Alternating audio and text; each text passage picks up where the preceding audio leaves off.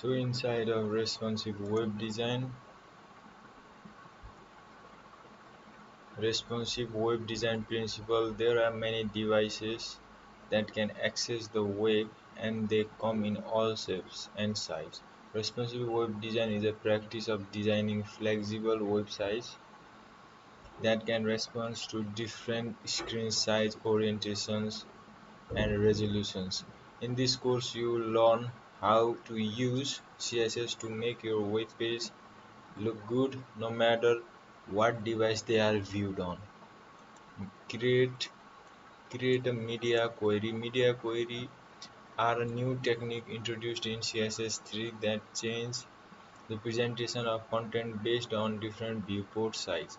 The viewports is a user's visual area of a web page and is different depending on a device used to access the site. Media query consists of a media type, and if that media type matches the type of device the document is displayed on, the style is applied. You can have as many selectors and styles inside your media query as you want. Here is an example of a media query that returns the content when the device's width is less than or equal to 100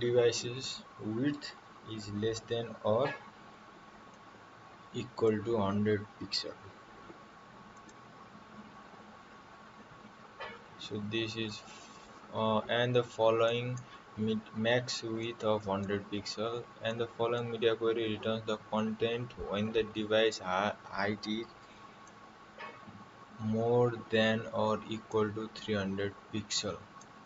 Minimum height 300 pixel and up, so below the 100 pixel and max 200 pixel.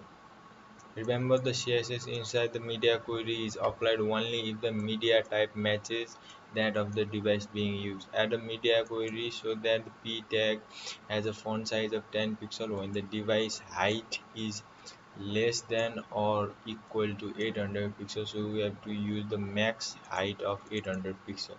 So inside of this we have to use a media query, media and the max height of 800 pixel. So if it goes to 800 pixel, then the font size will be the font size of p font size of p will be font size p will be font size of 10 pixel. So if we go to the max height of 800 pixel, the font size is reduced. So if it has the max height of 800 pixel or less, then it goes to pixel. You should declare a media query for device with the height less than or equal to 800 pixel. Your p element should have the font size of 10 pixel when the device height is less than or equal to 800 pixel. Your p element should have the initial font of 20 pixel, and when the device height is more than 800 pixel. If you run the test, go to the next challenge. Make an image responsive. Making responsive image with CSS is actually very simple and easy. You just need to add these properties to an image max width 100%, max width 100%, height auto. The max width of 100% will make sure the image is never wider than the container it is in, and the height of auto will make the image keep its original aspect ratio. Add the style rule to the responsive image class to make it responsive. So to make image responsive, it should never be wider than its container. So for this we have to use the max width. So max width less than or to 100%. So this is the max width of 100%. and the heights it should never be wider than its container. In this case it's to be under, and it should keep the original aspect ratio. So if you give the 100% ratio, it can lose some of the aspect ratio. So if for original aspect ratio, after you have added your code, resize the preview. So we have to give height also. Yes, HEIGST height also, which is equal to auto height auto max width 100% and height auto. So your responsive image class should have the max width set to 100%. Your responsive image should have a height set to auto. So this is the responsive image, and if it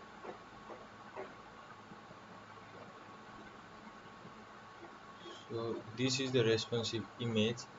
Okay, this is the responsive image. This is the non-responsive image. You can look at this difference. If it is this, it will contain in a container, and after that it will never leave the container, and height will be always auto like this. But this non-responsive image is not reacting at all. Wow, this looks awesome. So if you run the test, go to the next challenge. Use a Retina image for higher resolution displays. With the increase of internet connected device, their size and specification vary, and the displays they use could be different externally and internally. Pixel density is an aspect that could be different on one device from other, and this density is known as pixel per inch (ppi) or dot per inch (dpi). The most famous such displays is one known as a Retina display on the latest Apple MacBook Pro notebooks and recently iMac computers. Due to the difference in pixel density between a Retina and a non-Retina display, some images that have not been made with the high-resolution displays in mind could look pixelated when rendered on a high-resolution displays. So the latest iMacs and Apple MacBook Pro has the Retina display. The simplest way to make your image properly appear on high-resolution displays such as MacBook Pro's Retina display is to define their width and height value as only half of what the original file is. Here is an example of image that is only using half of the original height and width. So the most excellent picture with 500 by 500, right? So to make this picture and the picture of 500 by 500 retina picture to display to display image properly on high resolution display such as retina display, you have to just define the width and height values as only half of what the original file is. So 250 pixels. Set the width and the height of the image tag to half of their original value. In this case, both of the original height of the original width are 200 pixels.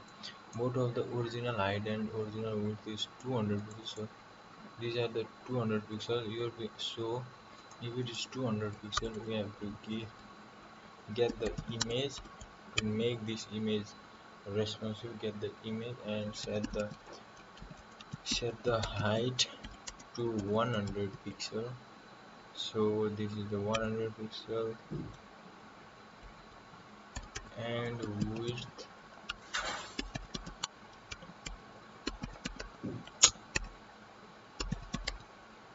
width also 100 pixels. So this picture become the retina. Okay, if we zoom like that, This picture looks good.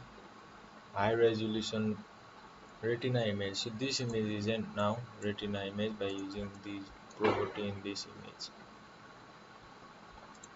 So basically you have to follow this retina image resolution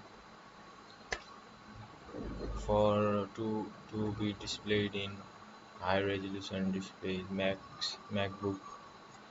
So if you run the test, your image should have the width of 100 pixel, image should have the height of 100 pixels. So we then go to the next challenge. So we have the last topic here, make typography responsive. So to make the typography these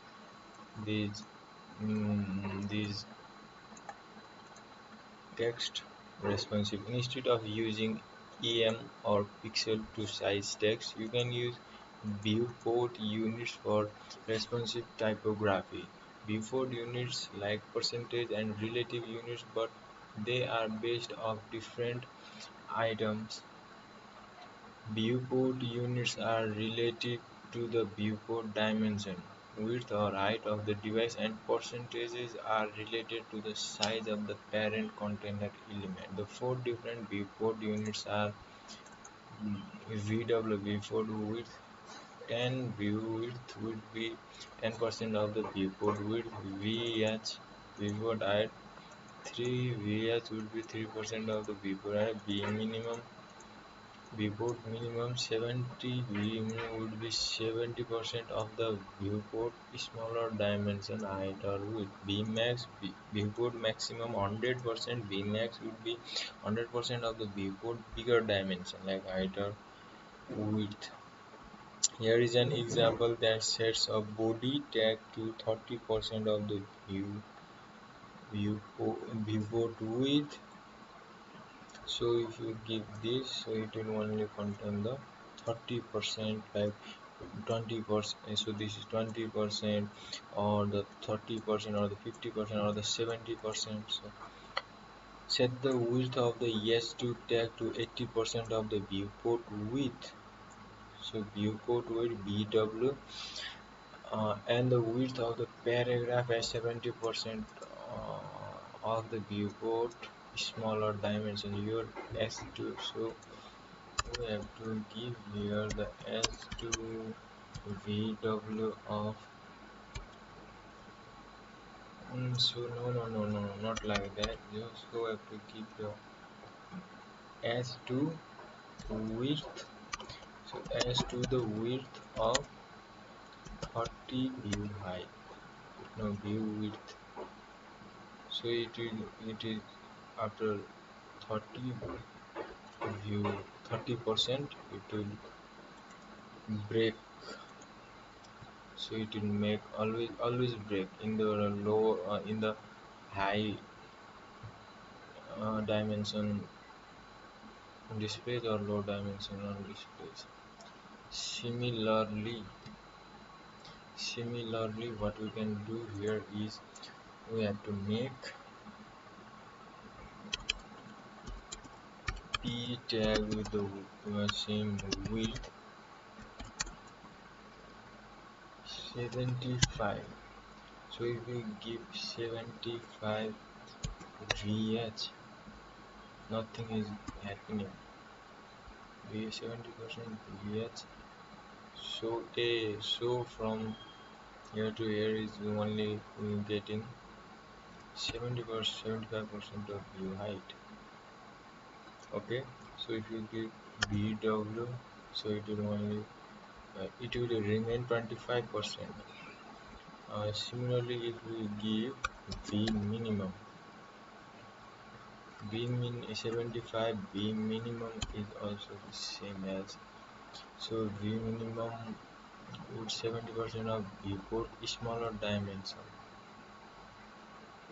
Okay, smaller dimension. View max.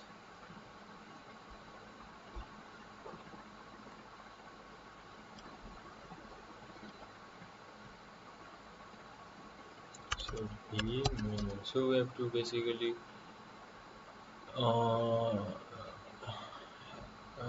basically you have the clear concept of view width, view height. So viewport minimum would be 70% of the viewport smaller dimension, which means height or width would be 100% of viewport bigger dimension, height and width. Okay, so if you S2 text would have the width of 80 view width, your PIP text would have the width of 75 view. If you run the test, S2 text should have the width. So we have the S2 text should have not the 30% but the 80%. Oh my, okay, oh, wait, 80% just it looks good. If you run the test, both are completed. So we have completed the responsive web design principle. In this tutorial we will be covering the CSS flex box.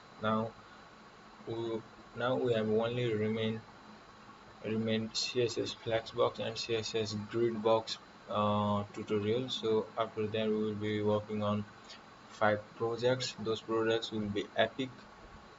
So we will be covering the flexbox in the coming tutorial.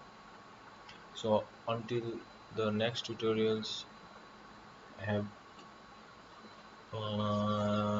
please go through these tutorials and make sure you grasp all the knowledge, all the basic knowledge, basic understanding.